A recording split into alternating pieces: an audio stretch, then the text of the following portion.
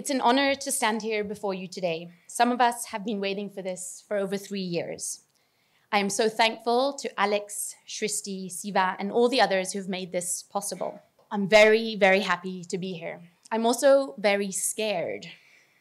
You will gruel me like no other audience. I'm sure that your knowledge and experience of this subcontinent can beat most of the other critics that I've had in my short career thus far. But I look forward to it. So here goes.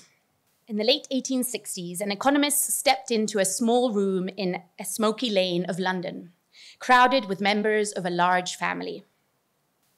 The economist saw a mother, a teenage daughter, and a small baby cramped into the space.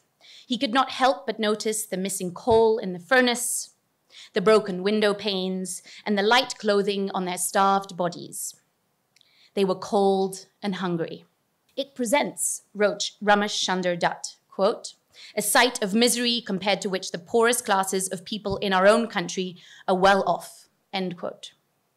Dutt, born and raised in Calcutta, Bengal, thousands of miles away, had sailed to London in 1868. He had come to take the civil service examination to become an Indian civil servant. Previously only accessible to British candidates, he would soon become the second Indian ever to serve as a civil servant in the British government in India. But Dutt had also traveled to see with his own eyes the progressive and modern Britain and Europe that he had been taught about and read about at home. Dutt had graduated from Calcutta University in 1866, a university established by the British East India Company in the mid-1850s. The university, along with others, were to diffuse, quote, the improved arts, science, philosophy, and literature of Europe. In short, European knowledge, end quote. At the same time, in May 1857, the Indian Mutiny broke out in northern India. As a result of the revolt, the control of power over the Empire of India was passed from the British East India Company to the British Crown. To further secure and legitimize the British rule in India, the British were now said to having, quote, a civilizing mission in India. While India was regressive and poor, its British rulers, who saw themselves as modern and progressive, preached that they would bring progress to India. Yet, when Dutt saw that mother and her children freezing and hungry in the rundown room in London, the civilizing mission did not hold up. How could a country civilize and enrich another if it had so much poverty of its own? Quote, the London labourer, wrote Dutt, is one of the most harrowing sights that civilization could hold up to your view, end quote. Dutt was reversing the gauge after centuries of Europeans, including the British, travelling to India to observe a population perceived as drastically different from their own. Dutt, along with others, used the scientific method of comparison to study the Indian economy. In such a way, they gained authority, objectivity, and credibility. Speaking in his home state, Mahatma Ranade coined the term Indian economics in a speech at the Intellectual Center of Western India, Deccan College, in 1892. The lecture hall was filled with Indian students and probably some officials, given that the college was in Pune, where the British administration moved to during the warm summer months. The college, like Calcutta University, where Dutt had studied, was part of the imperial university system, where the Indian middle and elite classes could get a higher education. Ranade was criticizing the imperial system for within an institutional system where he'd learned the skills to understand it. Some 10 years later, another Indian economist of the same generation, G.D.S. Iyer, published the other founding text. Both Ranade and Iyer argued that India needed its own economic thinking that considered India's past and present different from that of Western Europe, where the thinkers they had been taught came from. Ranade and Iyer's initial idea of Indian economists proved popular with other contemporary Indian economists, intellectuals, enabling Indian economics to emerge. Ranade, Iyer, and Dutt, along with others, were one of the first generations to graduate from the imperial universities. Born predominantly between the 1840s and 1850s, these economists spent their lives studying the Indian economy. Some were professors of economics, some were judges, other merchants or bankers working for imperial companies and institutions. all of them were convinced that India was not doing well and that the British, as their rulers, were not doing enough to better the condition of the average Indian. The civilizing mission was failing. This group, as all of you know in this audience, are known as the early nationalists, beginning the fight for Indian independence. When historians and political theorists analyze them, they are often portrayed as political scientists and nation builders who mostly regurgitated existing European economic thinking. Much less has been written on their contribution to economics, despite, as I argue, them being the first generation of modern economists in India. My forthcoming book tells the story of this first generation. Thinkers focused on political economy existed before, of course, like most other places, but these were found in the vernacular tradition, often isolated within their communities as they worked in their regional languages. The economists in this first generation of modern economics wrote predominantly in English because that was the dominant language at higher educational institutions at that time. But they also wrote in English in order to inform their British rulers about their conclusions regarding the Indian economy and the appropriate solutions that they identified. There were just under 10 economists in this first generation. We've spoken already about Dutt Renade Iyer. There was also D. Naruji, D.E. Wacha, G.V. Joshi, S. Banerjee, K.T. Telang, and G.K. Gokhale. Some of them, like Renade Iyer and Telang, openly self-identified as Indian economists. Others, like Naruji and Dutt, have been labeled as Indian economists later because their research actively sought to understand and represent the Indian experience of economic development. Studies by this first generation came first in the 1870s and continued into the earlier parts of the 20th century. The studies developed theories, concepts, ideas, and solutions for India's unique problems. This group of Indian economists were not all from the same place, of course, although most were from where the British had the most control, Bombay, Calcutta, and Madras. Neither did they all take the same professional path, thus taking part in and establishing diverse groups to build the then nascent national movement. These Indian economists all fought for independence, as I've said, but they were not always in agreement of how to bring about independence or how to, for example, alleviate poverty. The last 3 decades of the 19th century are pivotal in the history of economics, not least in India. There were more and more economists the world over working on ever more specialized topics. Moreover, rapid economic progress in Europe and North America in the second half of the 19th century meant that things were changing fast and not always for the better. Britain's industrialization had put Indian industrialists out of business, especially in the textile industry. Cheap North American wheat flooded Europe thanks to improved land and sea transportation, and European agriculturalists suffered a depression which spread to other sectors. The so-called Long Depression in Europe during this period hurt global aggregate demand and caused ripple effects the world over. With less demand for Indian goods, the Indian population grew poorer. The great famines in India of the late 1870s, 1890s, and early 1900s claimed tens of millions of lives, evoking a radical decline in the belief amongst Indians that Britain could ever successfully develop India. So dialogue between Indians and their rulers started to increase during these last 3 decades of the 19th century. Throughout the subcontinent, Indians established local and regional organizations. During the 1880s, 100 local associations were established in Madras alone. The Pune Savarnaj Sabha, established by Renade, promoted peasants' legal rights. At the same time, we have Allen Hume and imperial officials who had seen the Indian mutiny, along with Naruji, Banerjee, Renade, and Wacha, established the Indian National Congress in 1885. The Congress was the major organization to house different professionals, including economists, teachers, lawyers, traders, and merchants. The Congress created a space for the Indian middle and elite classes to voice concerns about and prescriptions for India's numerous problems. The 72 delegates that attended the first meeting in Bombay, pictured here, were all founders and leaders of modern institutions, many of whom were members of the first generation of modern economists. in India. Some ideas get less attention than others. And as much as intellectuals may want to believe an idea spreads and only spreads if it gets us closer to the truth, that is not the only reason an idea may be taken up and circulate. An intellectual's class, caste, gender, nationality, physical location, time period, and so forth radically affects whether the knowledge they may produce will be read, accepted, and passed on. A person's unique localization in societal and historical space will impact whether they will be considered an actor of knowledge. Knowledge creation in modern science, and especially economics, is notoriously focused on Western European and North American intellectuals. There seems to be boundaries that define who can produce knowledge. The winner takes it all, in other words.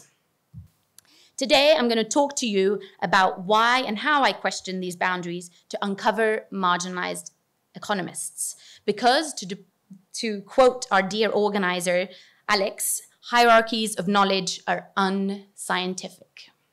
Marginalized thinkers are individuals that have been part of dialogues and produce speeches or texts that are largely ignored during and often after their time. They're ignored because they're considered inferior. Sometimes they're ignored on the regional, national, or international level, sometimes on all levels. These economists were and are considered to be incapable of, or at least, or in the least, not good at producing new ideas or adding anything noteworthy to societal debates. They are considered copiers of existing knowledge. The result is often that they do not get published and their contributions to knowledge are forgotten about. Others manage to voice their idea in lesser-known channels. Others still generate their own channels of communication within which they can publish. I think the first generation of modern Indian economists is a good example of marginalized thinkers. They worked within an imperial setting and were treated as inferior, while their addressees, mainly British, were considered superior. The Indian economists were thus producing economic knowledge from the margins, as marginalized producers of knowledge in the ongoing debates around Indian progress and development. The Indian economists often got and get labeled as copiers of existing economic knowledge from Europe and North America. The British officials and some British thinkers interested in Indian history and society, as well as Indian intellectuals, complained that Indian students were only copying the ideas that they were taught and failing to contribute to knowledge. The presence of such defeatist thinking on a whole population must have, at least to some extent, created a blindness to original Indian thought. Like Christopher Bailey writes, global historical narratives on European superiority often admit the fact that India had and created theories to understand political and socioeconomic changes throughout the 18th and 19th centuries. In the history of economics, even today, these economists are often overlooked. So let me give you some more examples here. The question that dominates the history of science pertains to why modern science originated in Western Europe and not elsewhere. In an epoch-making paper in the 1960s, George Basala laid out a three-stage model that explained the diffusion of European science to the rest of the world. First, modern science from Europe spread to non-scientific societies. Then, when European scientific institutions emerged, which encouraged European scientific activities, the non-scientific societies became dependent on European empires. Finally, imperial territories gained independence through nationalist movements and European-like institutions, scientific institutions. The model is full of assumptions that are in the least debatable. First, modern science originated in Europe and is thus European. 2, modern science is a unified entity. 3, modern science spreads everywhere. And 4, it spreads in the same way in every space and is thus universal. Basala's thinking mirrored other well-known and widely diffused arguments of the time, such as Walt Rustow's 5-stage theory for economic development. where non-European regions would develop like Europe did. The idea of development itself is said to have originated in Europe and spread across the world like the material processes of progress. Almost all of the studies looking at the history of development debates start and end in Europe. Many scholars have found that the conventional narrative remains the same in the 21st century. Frederick and Stephen Marglin argue that modern knowledge, assumed to be Western, wins over traditional knowledge, assumed to be non-Western, not because modern knowledge has some superior cognitive power, but because of its prestige associated with increasing economic and political power of the West over the past 500 years and its perceived cultural history. Dibesh Chakrabarty has shown how the mythical figure of Europe is taken to be the original site of modernity and progress in many histories of capitalism, even in non-Western regions. He finds that this imaginary is built into the social sciences. The world was led to believe that Europe had what the rest of the world lacked. John Hobson made a similar argument, claiming that most international theory has been embedded within various forms of Eurocentrism.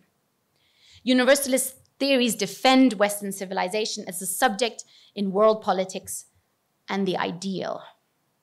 And the result of this is that dominant narratives, like the European idea of progress and development, minimize other ways of describing and theorizing the world. We have often forgotten to look at how other meanings of development came about and what their specific contribution to development debates are. Within the discipline of history of ideas, and more specifically here, the history of economics, studies are predominantly about well-known figures such as Adam Smith and David Ricardo, while lesser figures are less cited or analysed. Some historians who study knowledge production in imperial contexts have convincingly argued that knowledge was dominated by Europeans and their experiences. They stress that we cannot ignore the homogeny of European and imperial discourse on the imperial intellectual subjects. Others call for deprovincializing narratives where we can expose how dominant narratives like development came from certain times and spaces. Global historians insist that there is little to no space for Indian thinking as long as the empire existed due to the interconnectedness of India and other imperial territories with its imperial rulers. Another group of historians have successfully shown that the spread of ideas from Europe to India was not a simple diffusion. The receivers transformed, adapted, and refracted the ideas that came from their imperial rulers. But we are then, writes Kapil Raj, presented with a dilemma. Either modern science is a produce of Western Europe that spread to the non-European societies as they encountered European capitalism, or modern science is made up of competing national narratives, each claiming that their thought is the most applicable to their nationalist context. One way around the dilemma is to see modern science as dehumanizing and alienating, because it imposed a foreign framework of rationality onto non-European regions. Guy and Prakash has, for instance, shown how a group of Indians produced another reason in imperial India. The knowledge produced, according to this view, can only be applied locally, in direct contrast to the originator of modern science, which has always been considered universal. Several scholars, nonetheless, now agree that modern science is not universal. Western Europeans produced various iterations of modern science. Modern science is far from a unified entity. It is not innately universal nor forcibly imposed on others. Raj thus proposes a relocation of modern science to other non-European spaces in his analysis of European and Indian exchange in making modern science. I use Raj's relocating approach to situate my Indian economists within their specific time and space. European imperial officials imposed modern science onto the colonies through big and small, formal and informal institutions, arguing that modern science was the only universal way to understand and explain the world. The European curriculum in schools and universities in the imperial territories entrenched the hierarchy of European knowledge as superior and the rest as inferior. Indian scholars who went through that schooling system, like our Indian economists, were often convinced themselves that the Indian natives were only regurgitating existing knowledge and not producing original thought. This generation was struggling to be heard in a complex and at times dangerous milieu. It was thus challenging for these economists to contribute to economic knowledge. Propaganda, manipulation, and domination challenged and constrained knowledge production. Censorship was a reality in imperial India. For instance, Renade got his scholarship suspended for stating that the Mughal Empire had been better for India than the British rule.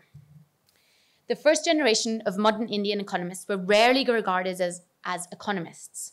For example, a 1902 newspaper review of Dutt's widely read volume on Indian history wrote, I quote, "The literary skill and research which he has devoted to his subject prove Mr. Dutt to be capable of writing history, if he could for a moment put his politics aside.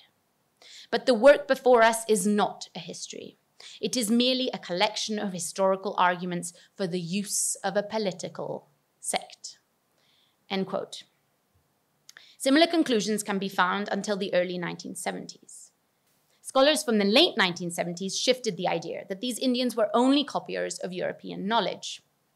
The most noteworthy examples, which I'll mention here, are Partha Chatterjee and Manu Goswami, who contributed to a growing consensus that late 19th century Indian nationalists merged discourses from several European and North American thinkers, resulting in new knowledge to do with nationhood. Goswami, for example, finds that Indian intellectuals, including the Indian economists, constructed a nationalist imagining of a bounded national space and economy. In their studies, however, Chatterjee and Goswami have predominantly considered the Indian intellectuals as activists and thinkers in the nationalist movement. My work builds on theirs by placing this first generation of modern Indian economists into the history of economics and the global debate around what progress and development mean. So how have I reconstructed narratives from the margins? The imperial officials in India imposed constraints and limits onto these economists.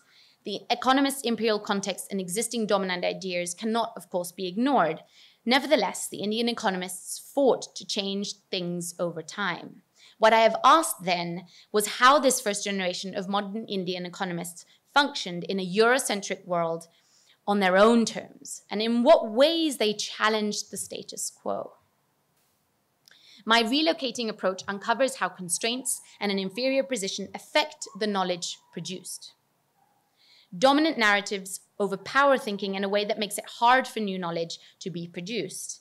New discursive practices often reappear as re-articulations of dominant discourse and occur at the margins of dominant discourse. So the economists were both from the margins, but their ideas also changed existing thought at the margins. So my relocating approach thus incorporates the idea that existing knowledge can both constrain and facilitate social actions. Our field of perception is limited by what we learn and know, but that knowledge simultaneously offers meaning and understanding of our context. The late 19th century Indian economists were taught concepts, frameworks, and tools of analysis from their imperial university education and existing literature, which were primarily based on another regional context. They used these imported and imposed ways of knowing to understand different regional circumstances in the South Asian subcontinent. My approach then incorporates how the Indian economists spoke and published in various spaces where their legitimacy and ability to be heard differed substantially. My relocation of development economics happens on two fronts. One, development economics is first relocated to another space, India, where historians of economics have rarely gone before. Second, development economics is relocated to another time. Contrary to other economists, I find that development economics predates the Second World War in the late 19th century. My relocating approach offers a new perspective on the history of development economics as a result. During the late afternoon of August 17th, 1904, Nehruji, a well-known Indian economist, as most of you know, got up in front of a packed crowd of the world's leading socialist voices. As he slowly approached the podium, the audience stood up and observed a moment of silence for the millions of Indians who had died in the latest famine. Nehruji had been invited as a representative of British India by his socialist friend Henry Hyndman to speak on the question of imperialism at the International Socialist Congress. The Congress had rented Amsterdam's Concertgebouw, the concert hall, located in a luxurious part of town. Almost 500 socialist delegates sat along 30 long tables stretching from the platform where Nehruji stood to the far end of the hall. The spacious galleries above, capable of seating some 600 spectators, were filled with socialists from many parts of the world. Nehruji, a rare non-European delegate at the Congress, managed to silence an audience of 1,000 people, pleading for Indian independence thousands of kilometers away from his home, amongst a group of renowned socialists of the time, including Rosa Luxemburg, Karl Kautsky, and Jean Jaurès, pictured here. Though at first Nehruji's voice trembled a little when he attempted to express his gratitude for the great outburst of sympathy for the people of India, he spoke quietly and clearly with an argumentative manner. He was thankful for the opportunity to explain what was happening in India, appealing to the workmen of the whole world to help India from falling into deeper abject poverty.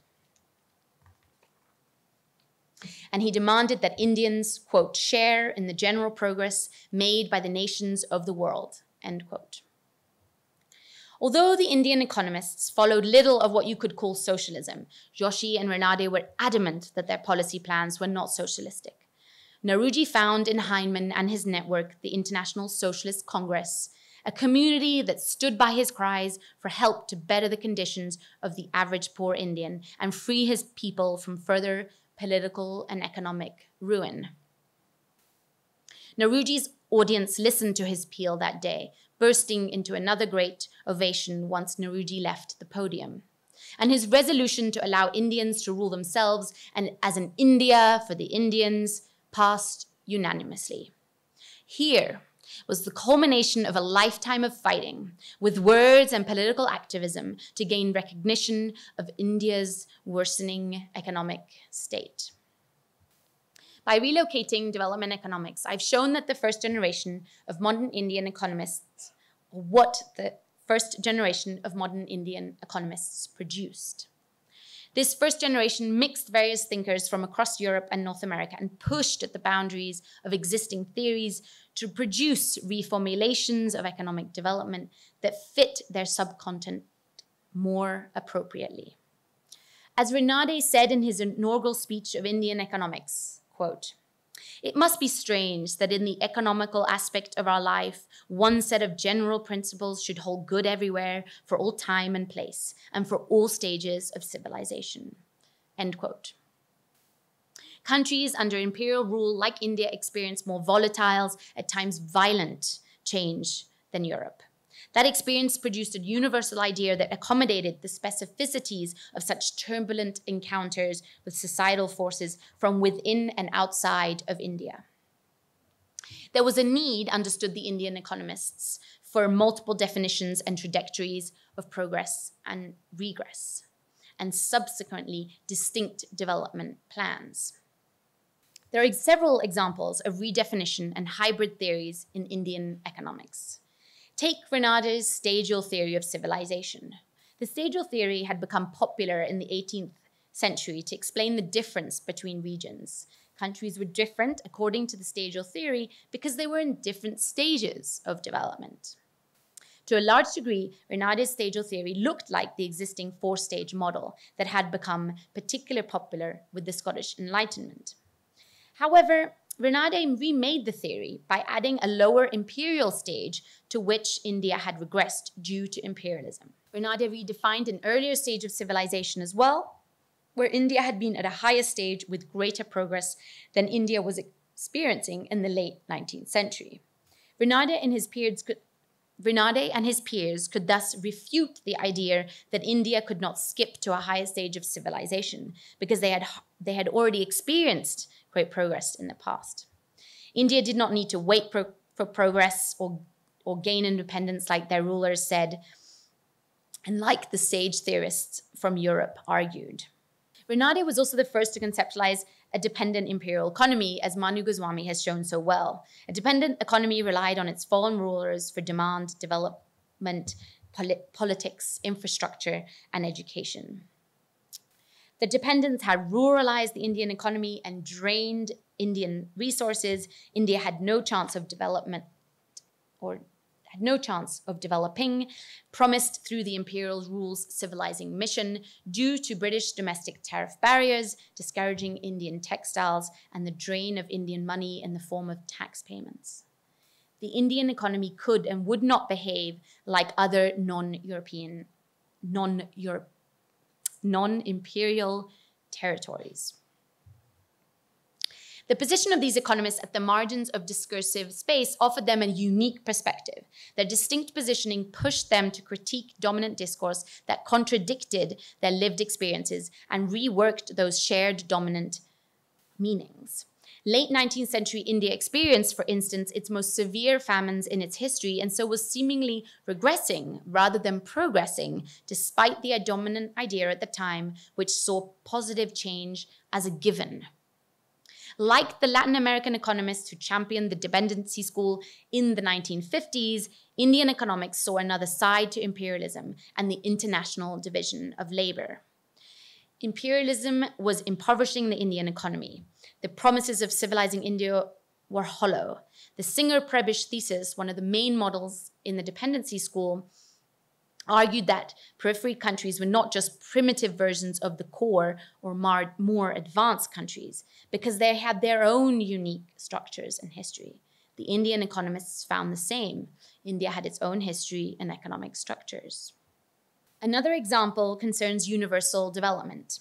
For Europeans, Ricardo's theory of comparative advantage, which advocated for a global division of labor that assigned raw material production to Asia and industrial production to Western Europe and North America, became irrefutable.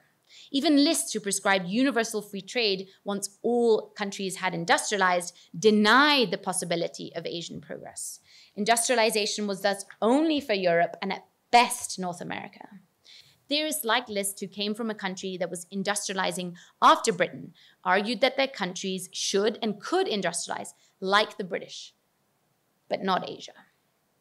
While the Indian economists saw their economy deindustrialize and become increasingly poor, they could not possibly see the benefits of such an international division. An economy dominated by agricultural production and exports was stagnating Indian economic growth. The Indian economists could not imagine a world, of course, without an industrialized Western Europe. But the British could imagine a world without an industrialized India. The Indian economists could, however, also imagine an industrialized India. The rereading of Indian history resulted in the redefinition of the stadial theory, where India had been at a higher stage of civilization before imperialism, enabled Indian economics to reimagine the global political economy of development. If all countries industrialize, capital accumulation and global aggregate demand would increase. The increase in exchange that would follow would boost the capacity to further invest in industrial growth thanks to higher levels of capital accumulation. Previous theories associated with classical political economy, such as Ricardo, were Eurocentric, justifying a zero-sum game worldview that enriched Europe while impoverishing the rest of the world. Global industrialization, argued the Indian economists, would be win-win for everybody.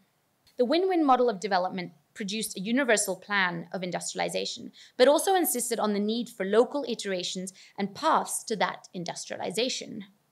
Indian economists combined nationalism with universalism, and like historians started to realize in the 1960s, half a century after the Indian economists, Western European and North American progress, modernity and development became universal to an extent because it was imposed onto the rest of the world. The Indian economists realized that Eurocentrism meant that India's history was misread and delegitimized.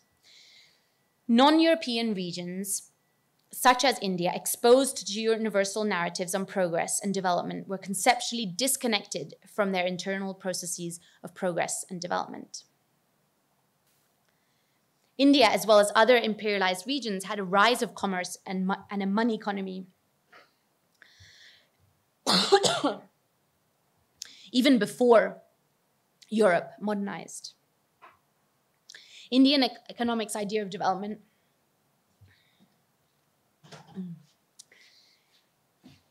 The idea of development in Indian economics rightfully assigned agency to India's role in helping Britain and other European and North American countries to rapidly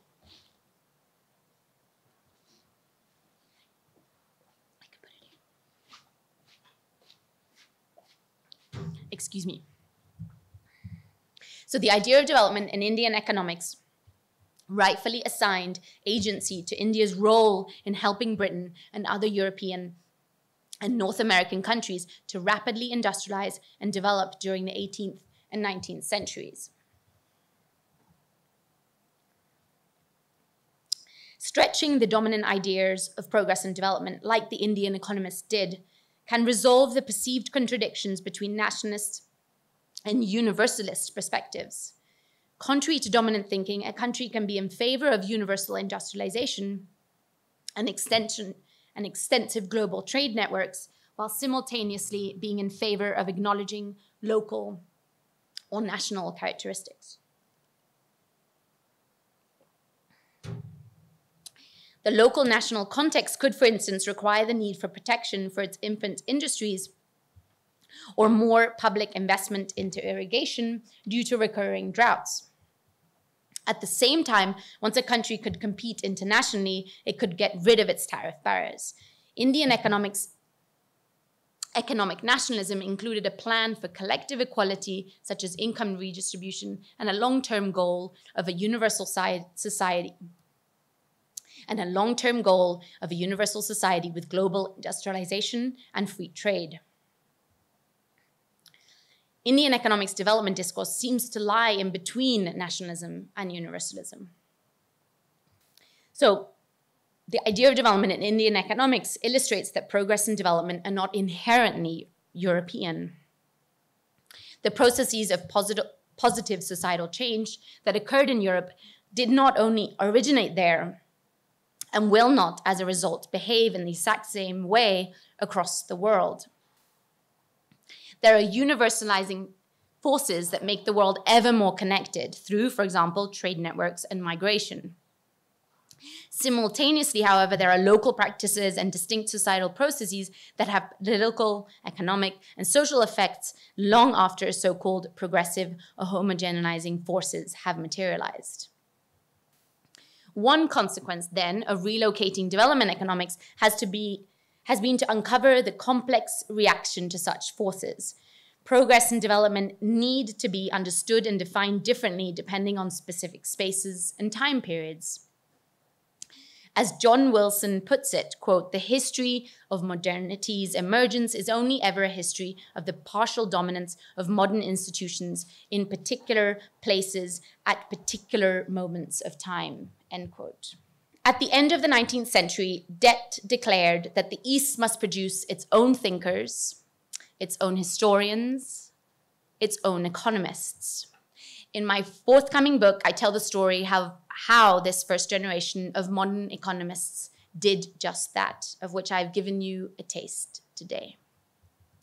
Allow me just one extra minute to drive my point home. We need to acknowledge that the dominant idea of development informs the imagination of many scholars and actions across the world. Still, there are often overlooked and forgotten marginal development discourses that can inform our past, present, and future. Indian economics is but one example. Recovering thought from the margins has exposed useful new ways of viewing development. The first generation of modern Indian economists revived the idea that a society can both progress and regress. They exposed and spread the exploitative nature of imperialist regimes. Imperialism created dependent nations condemned to poverty and regress. And they envisioned an industrialized world that would bring more progress to all, rather than an international division of labor that condemned raw material production, that condemned raw material producing countries to poverty. Thank you.